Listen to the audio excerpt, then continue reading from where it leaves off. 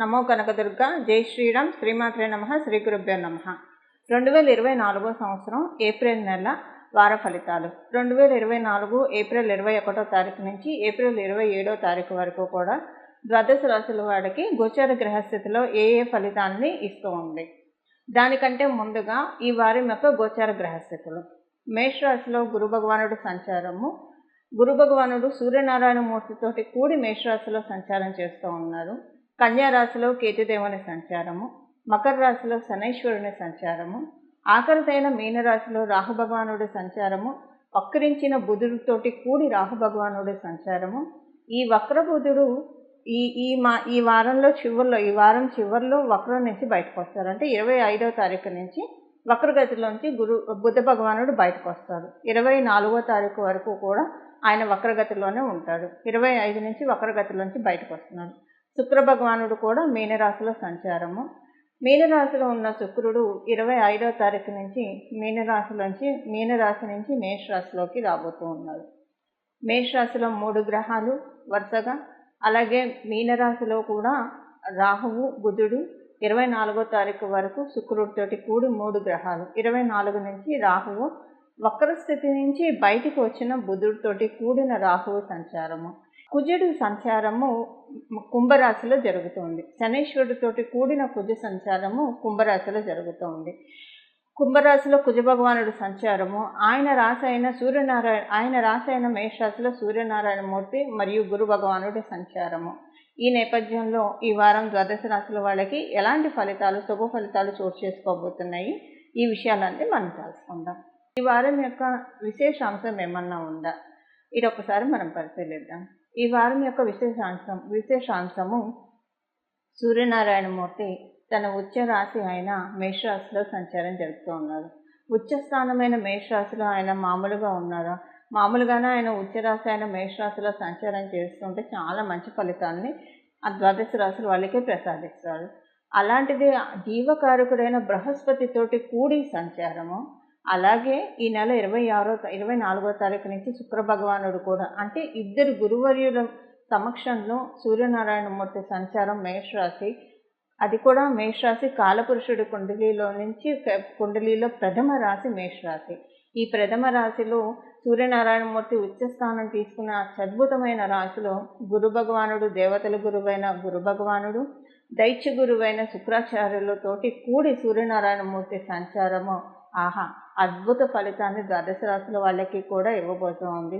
ఈ అద్భుత ఫలితాలు ఏ విషయాల్లో ప్రభావం చూపబోతుంది, ఏ విషయాల్లో ఈ అద్భుత ఫలితాలు వర్తిస్తాయి ద్వాదశ రాశుల వాళ్ళకి, ఇది మనం తెలుసుకుందాం. ఇది తెలుసుకోవడానికి ముందుగా ఈ వారం 24వ తారీఖు నుంచి కూడా అందరికీ చక్కటి ఆత్మస్థైర్యం ఉంటుంది, మనోధైర్యం ఉంటుంది. విల్ పవర్ తోటి పనులన్నీ కూడా చకచకా చేసుకునే సమర్థత అందరికీ వర్తిస్తుంది. 27 నక్షత్రాల వాళ్ళకిను అలాగే ద్వాదశ రాశుల వాళ్ళకి కూడా ఈ పాయింట్ వర్తిస్తుంది.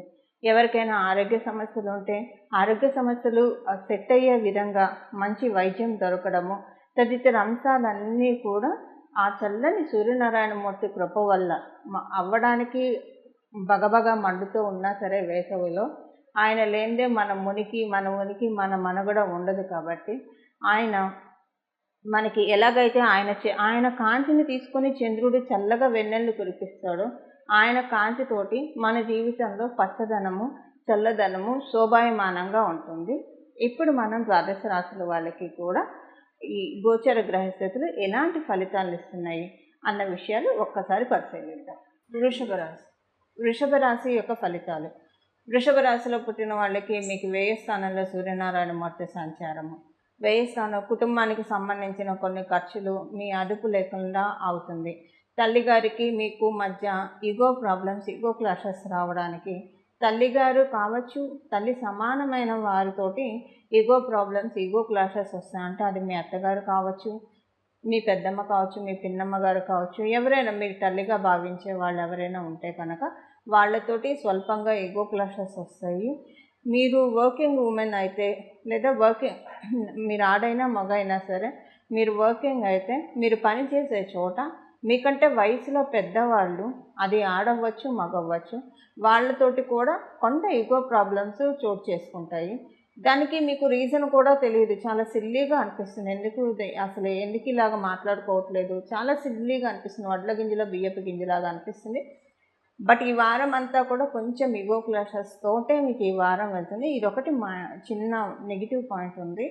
మిగతా విషయాలు మనం చూసుకుంటే కనుక మిగతా విషయాల్లో చాలా అనుకూలంగా ఉంది. వృషభ రాశిలో పుట్టిన వాళ్ళందరికీ ఇంటికి సంబంధించిన ఖర్చులు, ఇంటికి సంబంధించి ప్రత్యేకించి ఆరోగ్యానికి ఖర్చులు ఎక్కువ పెడతారు. ఆరోగ్యానికి ఖర్చులు ఎక్కువ పెడుతున్నారంటే ఇక్కడ మీరు ఏదో హాస్పిటల్స్కి తగలేస్తారని అయితే డెఫినెట్గా కాదు. ఇప్పుడు కొంతమంది న్యూట్రిషన్ డైట్ తీసుకోవాలనుకున్నారు అనుకోండి, దానికి వాళ్ళు ఆ సదరు న్యూట్రిషనిస్ట్కి డబ్బులు పే చేస్తే వారు అంటే కన్సల్టేషన్ తీసుకుంటేనే మంచిగా బాగా గైడ్ చేస్తారు.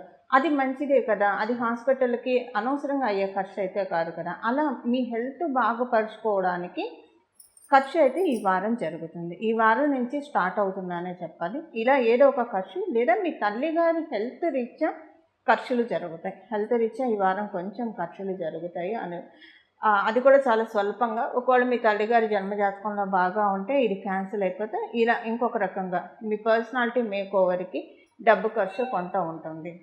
మీరు స్వగృహ ప్రయత్నాలు చేస్తూ ఉంటే ప్రస్తుతం ఈ వారం మీకు అది కొంచెము ఇబ్బందికరంగా ఉంటుంది.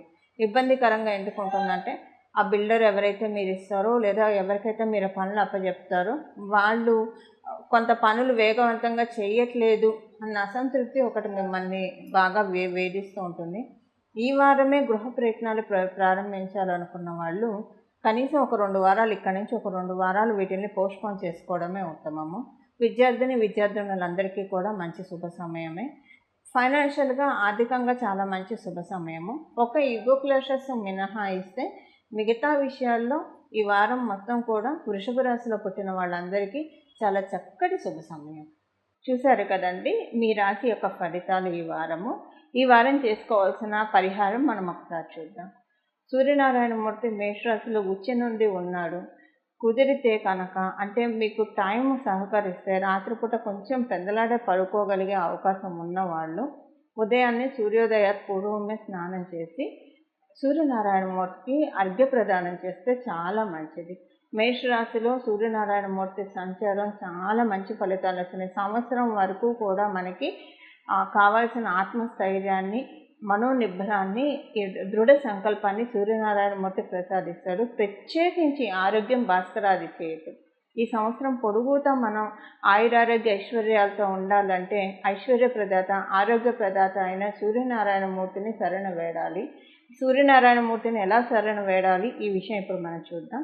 అలాగే సూర్యనారాయణమూర్తి ఆల్రెడీ మీకు హెల్త్ ప్రాబ్లమ్స్ ఏమన్నా ఉంటే ఈ పరిహారం చేసుకోవడం వల్ల, వైద్యులు సూచించిన మందులు తీసుకుంటూ ఈ పరిహారం చేయడం వల్ల తీసుకున్న మందు మీ బాడీకి సెట్ అయ్యి మీకున్న వ్యాధి త్వరితగతంగా నయం అవ్వడానికి చక్కటి ఆస్కారం ఉంటుంది. ఇక మనం ఇప్పుడు పరిహారం ఏంటో చూద్దాం. ఈ పరిహారం అర్ఘ్యప్రదానము. మీకు సూర్యాష్టకం ఇప్పుడు మీరు ఒకవేళ రాత్రిపూట లేటుగా పడుకున్న వాళ్ళు పొద్దున్నే మీరు లేవలేరు అని అనుకుంటే కనీసం 10 లోపల, ఉదయం 10 లోపల అర్ఘ్యప్రదానం చేయడానికి ప్రయత్నించండి. అంతకు మించి మటుకు దాటనీయకుండా ఉండడానికి దాటనీయకండి. ఆ లోపే చేయండి. అర్ఘ్యప్రదానం చేసేప్పుడు ఆ నీళ్ళలో ఒక రాగి చెంబు నిండా నీళ్లు తీసుకొని అందులో ఒక మందార పువ్వు, మీ ఇంట్లో మందార చెట్టు ఉంటే మందార పువ్వు వేసి అర్ఘ్యం ఇవ్వండి. మందార చెట్టు అందరింట్లో ఉండదు కాబట్టి లేని వాళ్ళు గులాబీలు ఇలాంటివి, లేదా గన్నేరు చెట్టు, ఎర్ర గన్నేరు చెట్టు అందుబాటులో ఉంటే ఎర్ర గన్నేరు కూడా వేసి, ఏదైనా కూడా ఎర్రటి పుష్పంతో స్వామివారికి అర్ఘ్యం వదలాలి. ఈ అర్ఘ్యం వదిలి సూర్యాష్టకం చదువుకొని, కుదిరితే ఆదిత్య హృదయం కూడా చదువుకొని సూర్యనారాయణమూర్తిని చూస్తూ, సూర్యనారాయణమూర్తి అమ్మవారి కన్నుగా భావిస్తూ సూర్యనారాయణమూర్తిని కనీసం ఒక 1 మినిట్ అయినా సూర్యనారాయణమూర్తికి దండం పెట్టడానికి ప్రయత్నించండి. నమస్కార ప్రియ భాస్కర అని చెప్తుంది శాస్త్రము.